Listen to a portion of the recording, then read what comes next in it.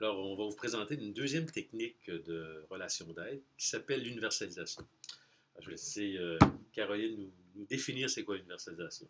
Bien, dans le mot universalisation, on Oui, entend le mot univers. Moi, c'est une façon que j'ai, dans le fond, de me rappeler un petit peu c'est quoi le sens de cette technique-là. oui, Dans le mot univers, ce qu'on va faire, dans le fond, c'est que cette technique-là va servir à lier la personne aidée qui vit une situation à quelque chose de plus grand qu'elle, peut-être dans une communauté ou dans OK, un plus grand nombre de personnes qu'elle. OK, Ça va servir, dans le fond, un petit peu à sortir la personne de l'isolement qu'une situation peut lui faire vivre, OK, puis un peu à lui livrer le message qu'elle n'est pas toute seule à vivre ces émotions-là, OK, dans cette façon-là, de cette façon-là aussi. OK. Fait que dans le fond, c'est une façon peut-être de briser l'isolement aussi à quelque part, à travers ça, à travers cette technique-là, quand on utilise cette Oui, technique-là, dans le fond, de faire voir à la personne que le problème qu'elle vit actuellement est vécu aussi par d'autres personnes. exactement. Mais y a-t-il un piège, par contre, là-dedans? Le piège, ça serait la banalisation. C'est ça. Je Donc, dirais, comment on l'utilise? Oui. il faut l'utiliser de façon parcimonieuse, vraiment, OK. je dirais, puis de faire attention de ne pas sortir des espèces de formules un peu communes. OK. Par exemple, si quelqu'un vient de vivre une rupture amoureuse, puis qu'elle a Oui. beaucoup de peine, elle a beaucoup de colère, ça peut être facile de lui dire, ben, t'es pas toute seule à vivre ça comme ça. Uh-huh. Tout le monde qui vit une rupture amoureuse vit de la peine ou de la colère. Ça peut être correct si c'est senti ou c'est authentique, Ouais. mais par exemple, il faut faire attention à comment on va le dire aussi. C'est ça. Parce que ça peut être banalisé. Ah, c'est dur ce que tu vis. C'est dur pour tout le monde de vivre une rupture Ouais. amoureuse. Dans le fond, c'est qu'il ne faut pas minimiser Exactement. l'émotion que la personne ressent Tout par à fait. rapport au problème qu'elle est en train de raconter, parce que sinon, ça a un impact négatif Oui. à ce moment-là. Exactement. Ça va faire que la personne va se replier sur elle.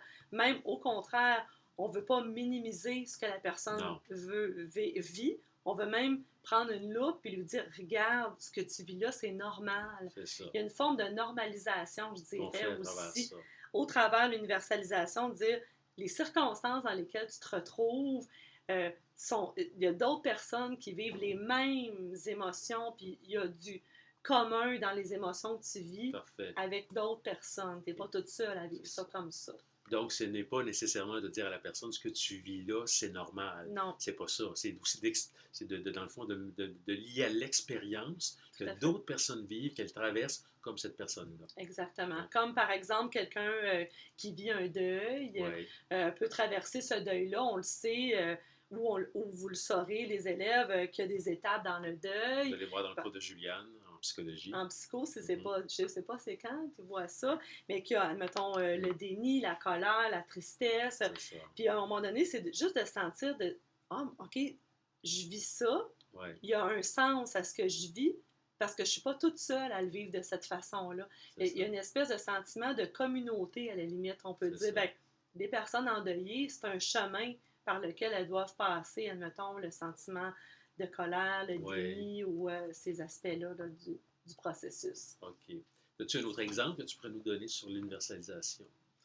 Le stress, Oui. admettons, on peut dire, si quelqu'un arrive dans mon bureau et me parle d'une situation de changement dans sa vie ou de stress. Mhm. Si je pense à quelqu'un, admettons, qui s'en ira en stage, on peut imaginer que la personne va se sentir un peu déstabilisée, Oui. qu'il y a de l'inconnu aussi, Oui. que la personne peut vivre dans cette situation-là, et qu'on peut présumer un peu dans notre tête, nous autres, les personnes aidantes, qu'est-ce que la personne peut vivre aussi. On peut OK. essayer de présumer ça en disant, ben c'est habituel et c'est normal de vivre un stress, de vivre, quand on se retrouve face à l'inconnu, de ne pas Oui. savoir qu'est-ce qu'on va faire. OK. Puis là, la personne, elle va dire, ah ben je suis normale, Hmm. je suis pas... En faire une ça... prise de conscience que ce Exactement. qu'elle vit, que c'est correct aussi à quelque part. Qu'elle n'est pas toute Oui, seule à vivre ça. ce que tu dis là, je trouve ça C'est ça. important, ça va l'autoriser Ah, même à c'est ça. avoir ce sentiment-là. OK. Elle va sentir dans le fond qu'elle a le droit